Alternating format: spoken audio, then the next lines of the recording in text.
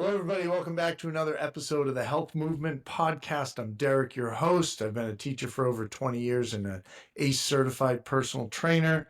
I have an awesome guest with me today that I'm very excited to talk to. But before I introduce him, I just want to reiterate that we are not doctors. So before you go changing fitness or nutrition or anything like that, please check with your physician. Also, you can find us on Apple Podcast, Spotify, if you happen to be watching us on YouTube. If you're listening, hop over to YouTube, the Health Movement Podcast over there. Like, follow, subscribe, all that good stuff. Now that that's all out of the way, I would like to introduce today's guest. David Weinstein is a Navy officer and just continued working out and staying active as he got older in life. So, David, thank you so much for joining us. Thank you, Derek. I really appreciate it. And before we get started, I just want to say that everything I say is my personal views, not anything related to the Department of Defense or the United States Navy, but it is from my experience. Awesome. I like that. Probably safe to get that in there too. Yep. All right. So you were in the Navy, it looked like for 13 years, was it? 11 Yep. years? Yeah, I 13 years. commissioned from the Naval Academy in 2009, and I got off active duty in the spring of 2022 during COVID, and now I'm a Naval Reserve Officer, currently still serving. Awesome. And what got you started in the Navy? What was that Yeah, like? that's a great question. So, my father was in the Air National Guard before I was born. So military had kind of been within our family, or knowledge of the military had been in my family. I grew up in Maine. I grew up right outside Brunswick, Maine, which had the Navy P-3s that flew over my house almost daily. So the Navy was kind of brought back to my mind every day as the planes flew over. And then Did when they it came to have going, banners that were like David enlist? David enlist. no. And then when it came time to college, there was a program to go try out kind of at the service academies for a week called Summer Seminar. I went to the Naval Academy and the Air Force Academy to try both. And I just loved when I came back from the Naval Academy. I loved everything about it, the people there, the mission there. The location can't hurt on the coast of Maryland, No. being an East Coast kid. So um, it was just an enlightening experience to do that just after my junior year of high school and experience that for a week. And so then it was all in from there. That's great. And what was that? What was the initial training of that like when you went in? Were you already in decent shape or did they kind of have to whip you into shape? Yeah. So I actually grew up playing sports, little league, rec soccer, basketball. But until I was in high school, I was kind of the overweight kid, to be honest. People Oh, who know me now are surprised. And I had some interesting conversations with my parents through my frustrations of not playing, as sports got more competitive, and they kind of were straight with me and like, hey, you're just not as fast. You can't jump as high. Um, at this level, like if you want to compete, you have to work at it. And that kind of just started my path of training and trying to improve myself. And it was more mental too, just overcoming and putting in the dedication and doing it day and day. Definitely did some things I probably shouldn't have done growing up, including probably running at like 4 in the morning when it was still dark out in Maine, snow down, freaking my mom out. But that's a son's job though, I think, to yeah, it free your is. mother. And Right? then, as the Navy became more of a thing, I would get up every morning and do hundreds of push-ups, just kind of, and then go run after school and still playing sports, 3 seasons out of the year. It just kind of got ingrained to me day in, day out. So you were used to that grind before you even enlisted. Yeah. So when I went to Naval Academy, basically right after graduate high school, it was like 3 weeks after we graduated, we showed up for plebe summer. Um, it was very beneficial to be in shape. Put it that way. Imagine. It made it a lot easier.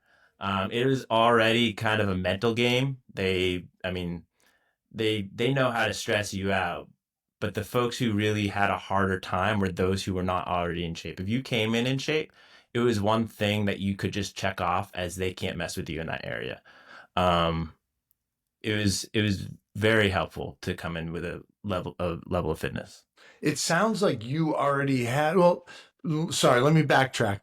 I think a lot of things people don't realize to get into a certain level of shape, it takes dedication, it takes consistency, it takes determination, hard, like a whole bunch of characteristics.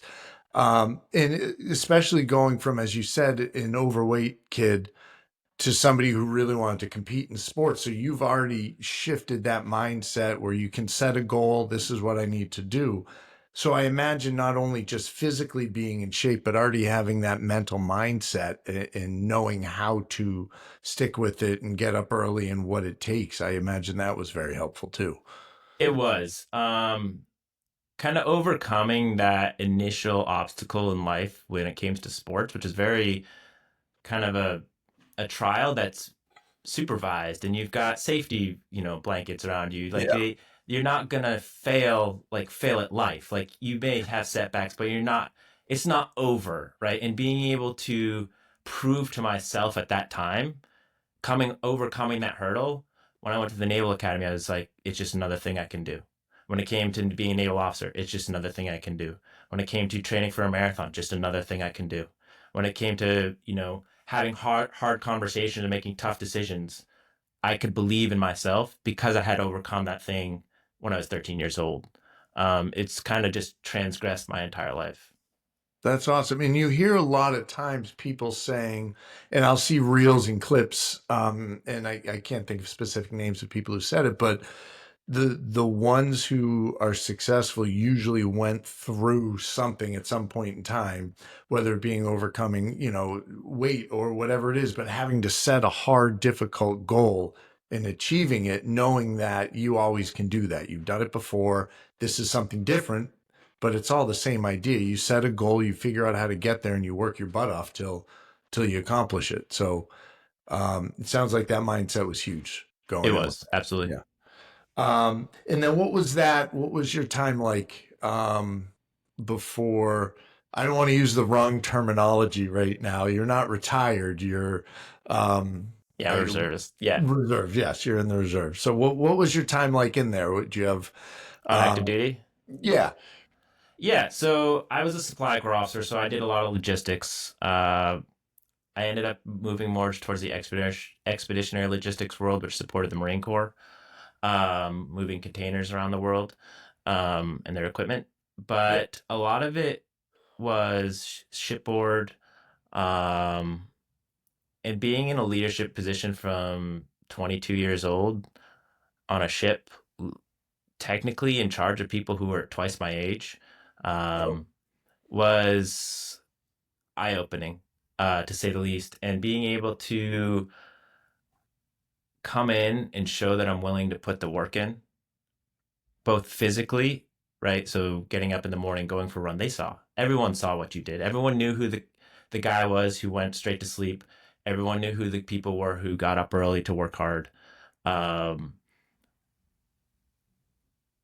but they saw. So just being able to kind of lead by example, not telling people what to do, right? That never works. yeah. But leading by example, demonstrating them how to be successful, or at least what I thought was successful at 22 years old, which probably has changed since then.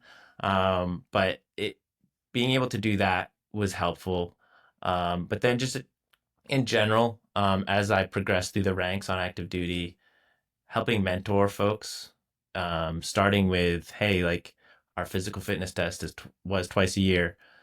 How are you going to prepare for that mentally? Because if you can prepare for that mentally, I promise you, when you're on deployment overseas, you have the same skill set, kind of like we just talked about, right? Like you have that same skill set of, I know how to attack a problem. I know how to set a goal out there. I know how to prepare and develop myself to be able to execute what I need to do. So that was kind of just how I was able to do that.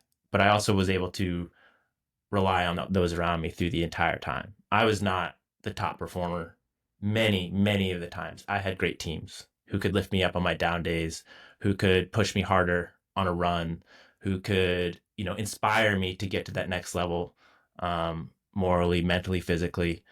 And I credit them a lot in my success throughout my time on active duty.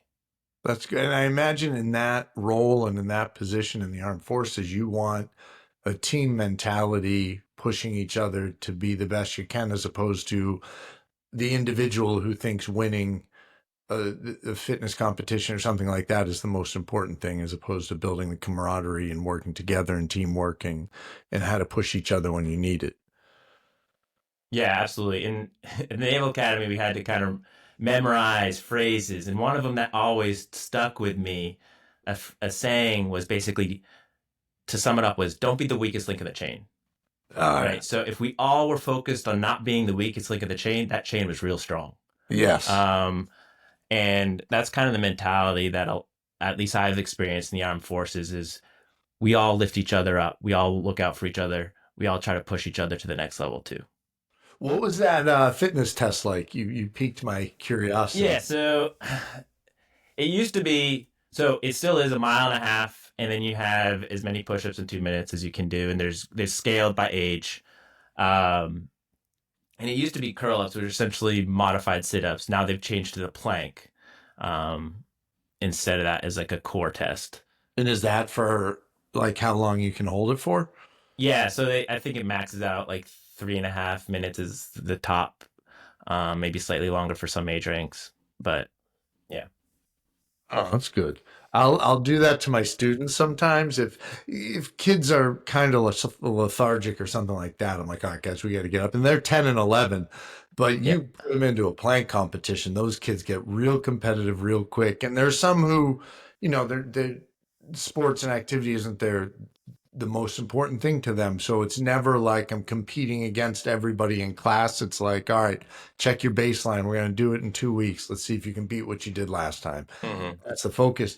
They actually were super encouraging to everybody when they would go down, and somebody might have gotten 30 seconds and everyone's excited for them, and someone else is there at like 3, 4 minutes. Some of these kids, I had to stop it at 5 minutes because you yeah, had there's one girl who's a gymnast and another one who like plays year round basketball, and that's his life. So they were going neck and neck, and I was like, all right, guys, this isn't gonna end well. We got to stop this. But it's the supporting each other and pushing each other, I think is really really huge. I imagine you probably have some good connections from the people that you went or you were in service with, the bonds that you made there.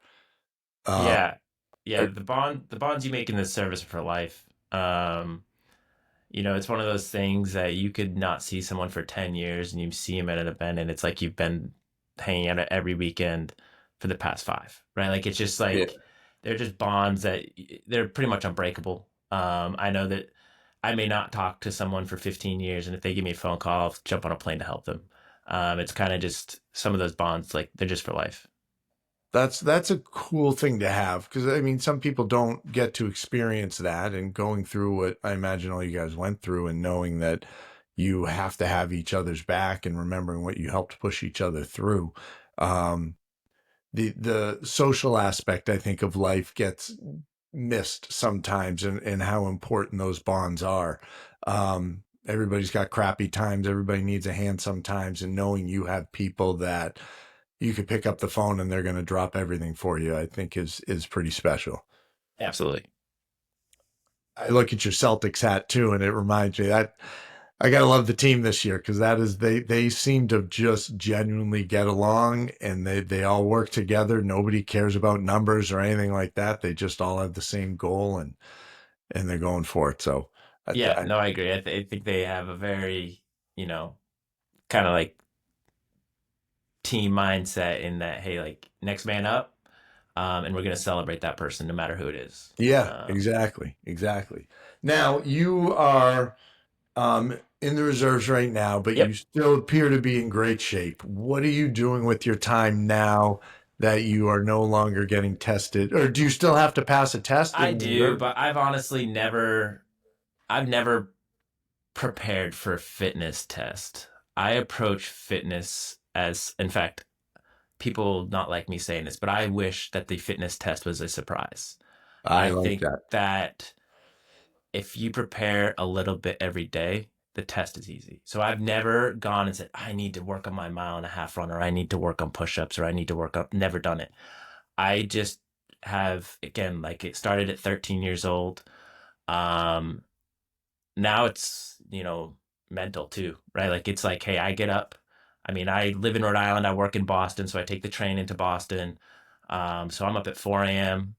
in my basement or my garage working out for an hour, and then jump on the shower quick, get the kids ready for school, jump on the train to Boston. And that prepares me for work. It prepares me for being a great dad.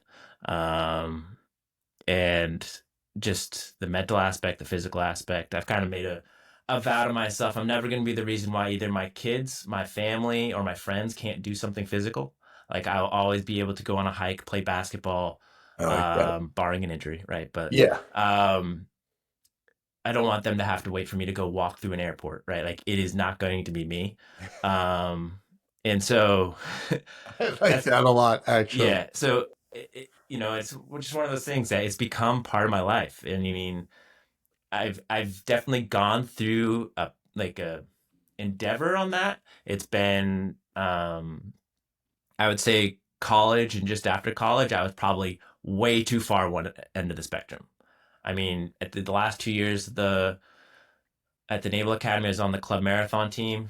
So I was getting up, lifting for an hour, hour and a half in the morning, swimming for 45 minutes at lunch, going for a 10-mile run after classes, Oh, then playing wow. pickup basketball. So, I mean, I was working out ridiculous number of hours. Immediately following, I kind of tried to keep up that pace with a full-time job. That burned me out pretty quick. So Yeah. eventually I kind of pulled back on the running, really focused on wholesome fitness, and a sustainable fitness plan to last me till hopefully I'm 70 or 80, still doing the same things. And that's kind of been how I do it now, which is nice, kind of just being able to do an hour, 5 days a week, plus a pickup basketball game in town for 2 hours on Sundays. So That's in Boston or in Rhode no, Island? here in Rhode Island. That's Yeah. good. I was gonna say that'd be a trek for pickup, Yeah. Yeah. although it could be worth it. Could be.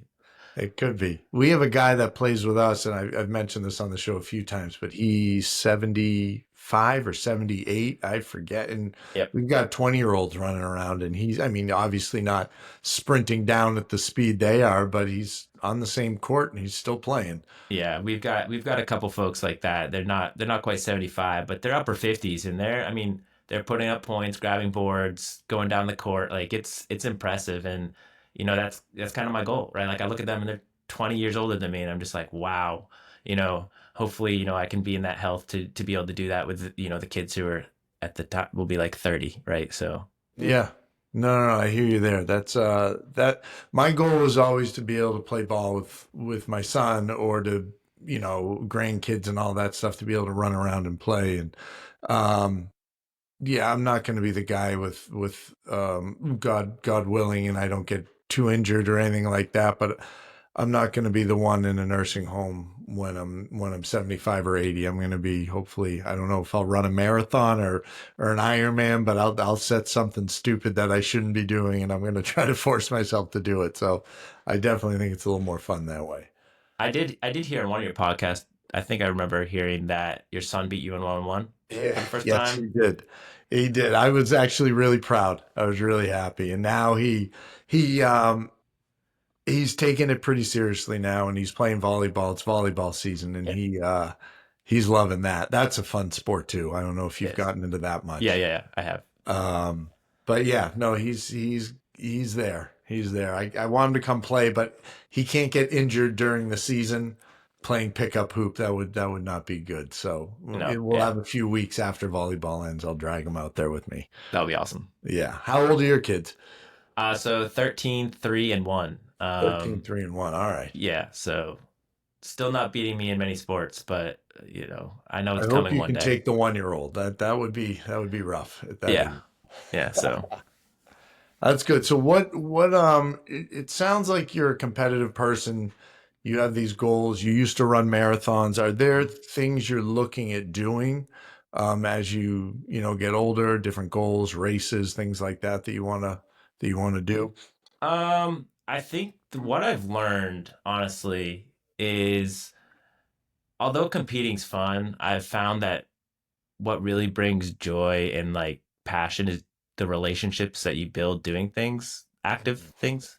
So hiking has been something that's come on our radar of the past couple of years. So we go up to New Hampshire to hike some of the peaks up there. So that's kind of been some of my goals. But then generally, when it comes to races, I call myself a retired runner. Um, I did Boston a couple times, and when I started running Boston and it just wasn't thrilling anymore, I knew it was time to wrap it up. So I don't really run that much competitively. Um, but basketball, pick up basketball every Sunday morning. It just sets me back to like when I was younger playing high school. Like it is just Oh yeah. competitive for 2 hour block and then shut it down again. Now it's time to go back to being dad. Yeah. Um, but yeah, it's no real goals out there when it comes to fitness. Just again the every day, right? Like just getting out there, creating the habit, continuing down that path, um, building strength, right? So I have like minor goals of like getting stronger and things like that, but more of it is maintenance at this point. Before it becomes a problem, hurting myself trying to push myself too hard. So Yeah, that's definitely something I noticed when I would, you try and lift as much weight as you can. And then when you overdo it for too long, that's when the shoulder hurts or you pull something else. And I've got bad Achilles as it is, so I constantly am working to maintain those and get those better slowly. But if I go overboard, I know I'm going to be set back a month or two while something heals and then everything else fades. So you got to slowly progress and you get a little smarter as you get older, one would hope. yeah, I agree. I wish I knew what I knew 20 years ago. Yes. Yeah, that would be a lot easier if that was the Yeah. case. Um, so you've got the 13, the 3, and the 1 year old. Do they see your dedication and you getting up early? Is that, I mean, 1 and 3 is pretty young, but does that rub off on the 13-year-old at all? It's starting to, I think. She won't want to admit it. But Oh, she did ask she asks every once in a while, can I come up with something for her to do, like for physical training of some sort? We bought her first kettlebell, so we're excited for that. oh, nice. Um, it's still a work in progress of consistency, but it's still there. And I think it's getting there. I mean, I know my son comes down. He knows what I'm doing. He's 3, but he knows like when daddy's in the gym, like that's what he's doing. He's working out. Yeah.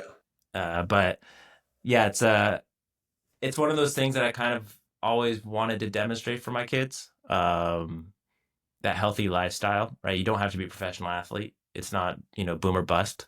There is a middle ground, and being Yeah. able to build fitness to be a healthy human, right? That's kind of something I always want to stress for my kids is, it's not about whether you're the star athlete. It's not about you getting a Division 1 scholarship. It's hey, are you building those life skills to be able to pick your kids up when you're older, to be able to pick your grandkids up when you're older, to run around the fields and stuff like that. So that's kind of what our focus has been on. Not no specific instructions, not being like you need to work out or anything. Just again Yeah. going back to the leading by example of hey, um, we do this as part of our life, right? In today's world, we all sit around a lot on your phone, on your watching TV, Netflix, work on a computer. Um, so you have to be, purposeful in your physical effort. So that's kind of what we try to demonstrate. That's good. We were doing myself and some of the people at the gym, and I've neglected it or posting it at least the last couple days with daily challenges. And we started off. You had to do like it was maybe 50 air squats an hour or 20. It wasn't a lot, 20 maybe. But the consistency throughout the day, and then you had to do a minute plank every hour, and then we realized that the every hour thing is tough sometimes. So if you had to double up, and then it was you needed 15 total minutes throughout the course of a day and break it up. And then it was drink enough water, or you need 8 hours or 7 hours of sleep that night. So it would just be different aspects you want to focus on just to kind of keep it in the forefront of your mind to make sure that you're being active and you're doing those little things that you need to do. Yeah, and Um, that yeah, I oh, was just go gonna say ahead. with that, I just find that once you get started, you realize it's not linear, right? You get so much more, right? It's not just the fitness, it's the mental, it's the ability to think while you're doing some of these.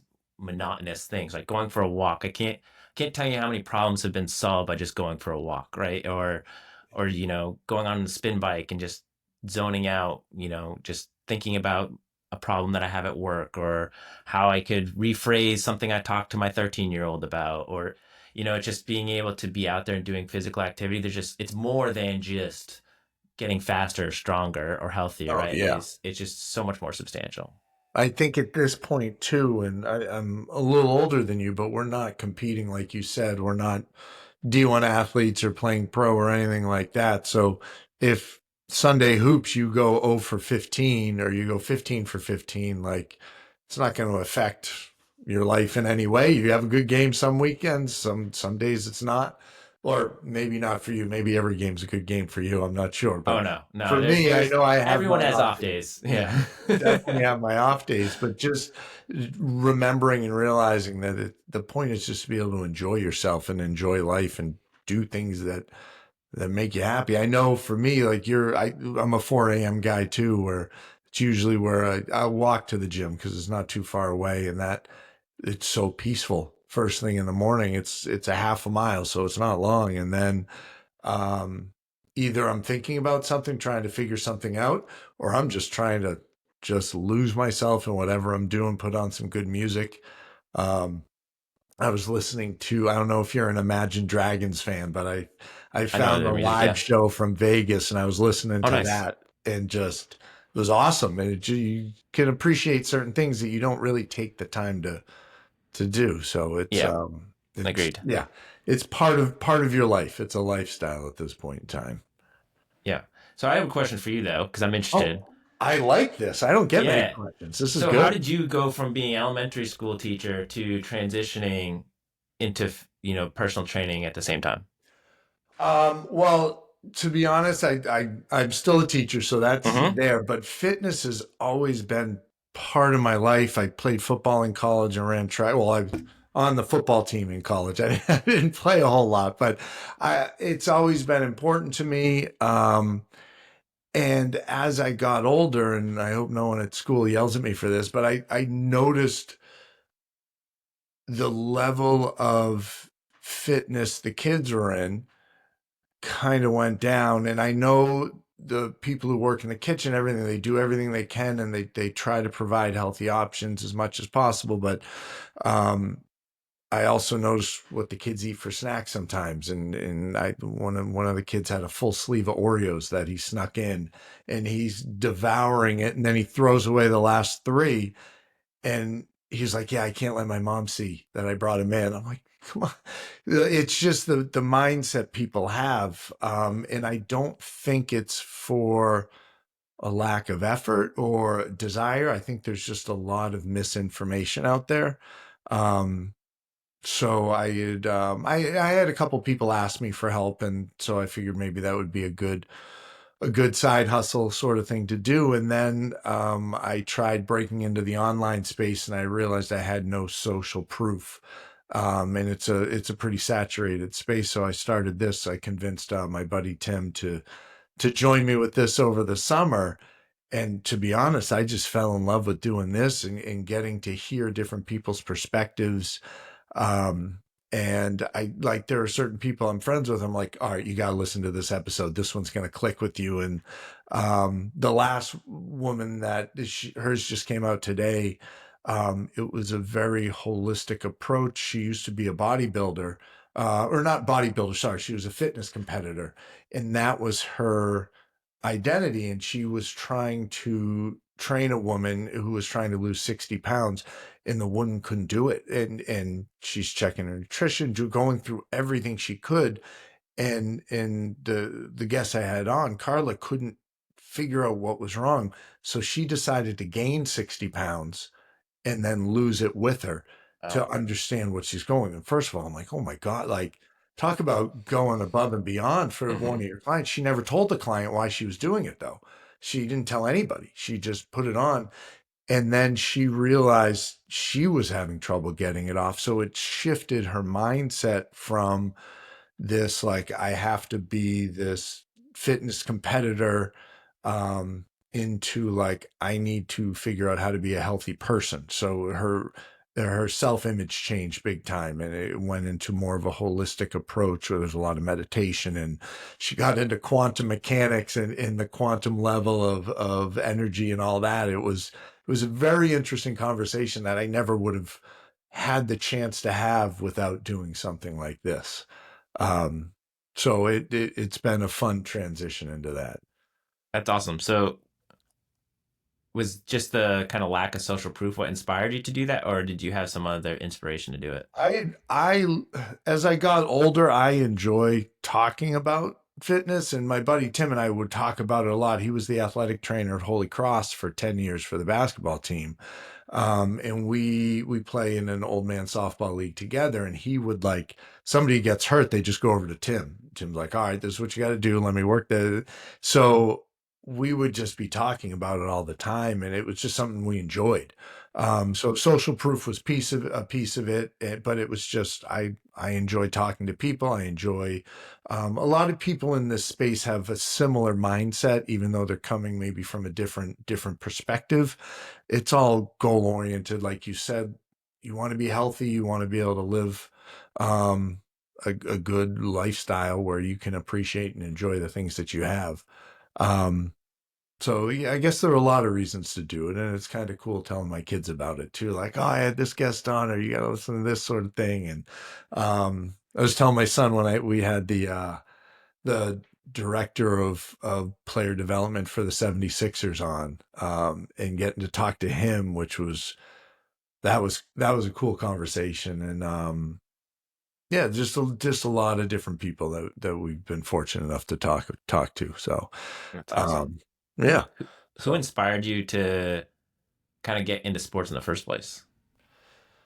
my father loved football growing up, and so I started playing football in third grade, and he would coach me. And he passed away when I was at the end of my sixth grade year, so that was just a piece that I could still feel connected to. Um, but my sister was an excellent soccer player, and she blew out her knee. And then my mom was always active. My father actually worked at a ski shop, and my mom met him in the ski shop. He Oh was wow. friends with my uncle, and they kind of met up that way. So we grow up skiing every weekend. And then I started playing basketball, and that kind of went away a little bit. But it was just my family's always been very active. And then that's just kind of carried on to where I am now.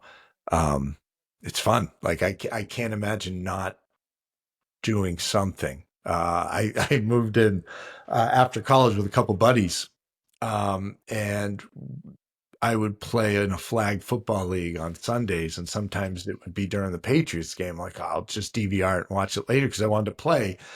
And they would be like, "Why don't you want to watch it?" I'm like, "Because I want to play. Like, I don't, I don't want to sit and watch. If I can still play, I'm going to still do it as much as I can." So yeah, it's always been part of my life there. Um, Made good connections, good friendships that way. So I've always enjoyed that. Awesome. And then kind of one last question is who or what inspired you to be a teacher? Uh, I worked at a camp growing up. Um, and I was a counselor for like 3 and 4 year olds and then older kids, and it was kind of everything. So that was going through college. In college, I graduated with a computer science degree and did all the teaching prerequisites, excuse me, except for the student teaching. And then I graduated in 2000. They laid off 80% of the company in 2001, right after the bubble burst.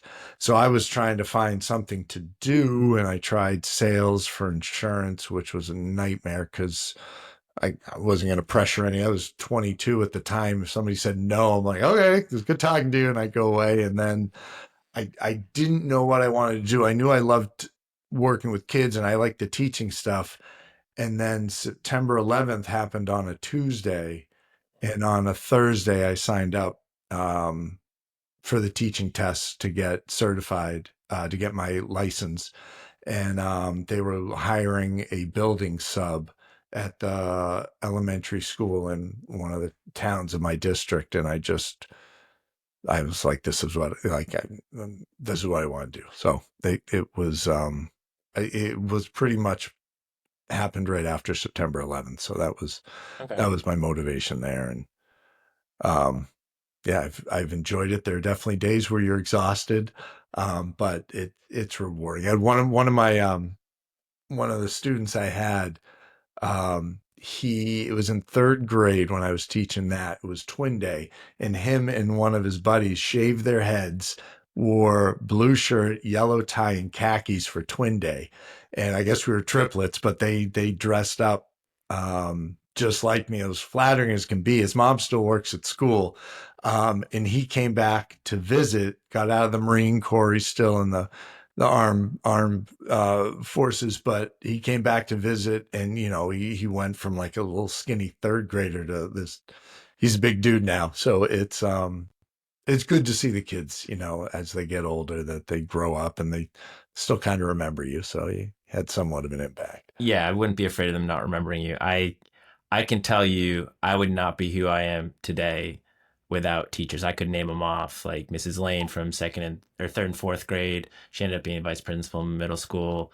When you talk about fitness, three teachers come to mind. There's Mr. Rich Smith, Mr. Mike Haggerty, and Mr. Adam Smith, and they ended up being Mr. Smith was the girls' varsity soccer coach, but he partnered with Mike Haggerty, who was the boys' varsity soccer coach, and but they did like youth sports camps growing up. So they did soccer and basketball, like rec camps, Okay. and um, and then when I got to high school, Adam Smith was ended up being the varsity basketball coach, and those three guys pushed me to be who I am today. Like there's zero doubt. Like I would not be who I am today. I still remember Mike Haggerty using the phrase "iron sharpens iron" with our soccer team. Like that was like the phrase that came out of his mouth.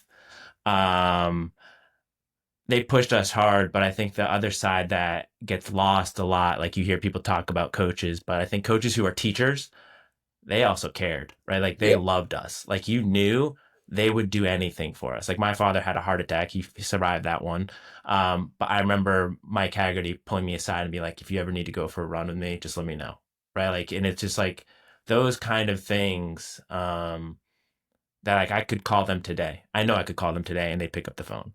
And it's just like they inspire that day in and day out. So I'm amazed at what you do, like to be able to, and I appreciate what you do more than you know, because the influence you have on kids without even knowing it will last far past your career, right? Like you have to think like you'll retire one day, we all retire one day, but those people are going to be who they are, influencing their kids and their grandkids. So it's like generational impact that you have as a teacher, and that is amazing. So I thank you for what you do. Of Thank you, David. That was unexpected, but that means a lot. Thank you very much. course. It's a fun job. I'm not gonna lie. We I don't have to grow up. I can still drink hot chocolate. I never got into coffee and those things, so my mindset can stay at the 10 and 11-year-old level, and that's still okay. But it's a fun job. It definitely is. It definitely is. It's awesome. Thinking back to the coaches that you mentioned, I remember our football team. My we weren't great my freshman year, and it got better and better. And by senior year, we were good. Went to the Super Bowl, all that stuff. Not going into glory days, but I remember the coaches being so hard on us, but also incredibly fair, and they were so well prepared that I remember I would play outside linebacker, and Coach Beery, he was a tough one. He rode you, but they knew everything. And if the wing back went in motion, all out blitz, so there were only 3 plays that can be run, and we had everything scripted out, and they really, really put you in a position to do the best you could. I grew a lot between my sophomore and junior year. I remember coming in my junior year, and I played tight end on offense, and the coach made me go on the boards, which was a long board, and you'd have both people. This is for people who don't know. I'll try to describe as best I can, but there's a long board and you get down in a stance and you block each other and you try and push each other off the other end of the board. And I had to block this kid named Jeff Lamb, who was a year older than me, but looked like a 25-year-old. He was massive. And I got my ass kicked every single day. And I remember Coach Beery saying, "Oh, Reardon, you're going against him every day, so get used to it." And it worked. You definitely improve, you get better, but it wasn't like he wasn't trying to hurt me or put me down or anything. He saw potential and he knew what you needed to do to get there. So it was, I definitely understand where you're coming from with the coaches and stuff there. So Yeah, they're impressive. And then I had other teachers who weren't coaches, right? Who, in fact, one of them was my freshman science teacher was a Naval Academy grad. So that was another inspiration, right? Like who I helped got I you. could kind of go to ask questions. So again, another teacher who I would not be today if it wasn't for my teachers. So That's awesome. That's awesome. Um, well, I really appreciate you taking the time. I appreciate the questions. I've never been on the other end of that. And this is, I think, episode 41, and no one's ever thrown me some questions. So I appreciate that. That was kind of of a course, nice, of a course, nice little it's treat. been a blast. Yeah. Um, is there anything else you want to make sure we cover? Any shout outs you want to give? Anything like that? No, I think, just to everyone out there, just focus on the little things every day. It's not boom or bust. If you have a bad day, it's okay. Just get up the next day and try again. And then, I did not create this phrase, but daily over decades, right? So do things every day for years and years to come, and that will pay dividends. You can't really, your work now will be paying you in decades. Like you're not going to be able to change tomorrow. If I didn't train for a marathon, I won't be able to run a marathon tomorrow and do well, right? But if Yeah. I do things every single day, a little bit better every single day, my life will be so much better long term. I like that. I like that.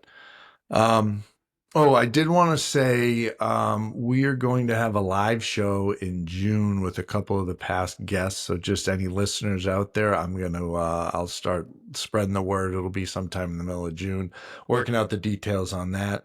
But one in the future, David, if you want to hop on to a live one, would love to have you come back and join us. It'd be kind of fun. Get some questions from the audience to fire at you as opposed to just me saying them. That'd be great. I'd be happy to do that. Awesome. Awesome. Well, David, thank you so much for hopping on. I appreciate you taking the time. And again, if people, oh, sorry, I didn't ask you this. If people want to get in touch with you or anything like that, is there a way for them to do You can just that? look me up on LinkedIn. Okay. There's probably lots of David Weinsteins out there, but I'm the one in North Kingstown, Rhode Island.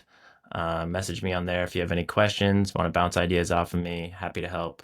Um, Awesome. just like, I'll put the link in the show notes so people can find you. yep, Oh, sounds good. awesome. Thank you. But maybe we can get together and play hoops sometime too. That would be Yeah, a lot or of fun. catch a Celtics game. Yeah. Oh, I like that too. I like that too. All right. Thank you very much, David. There.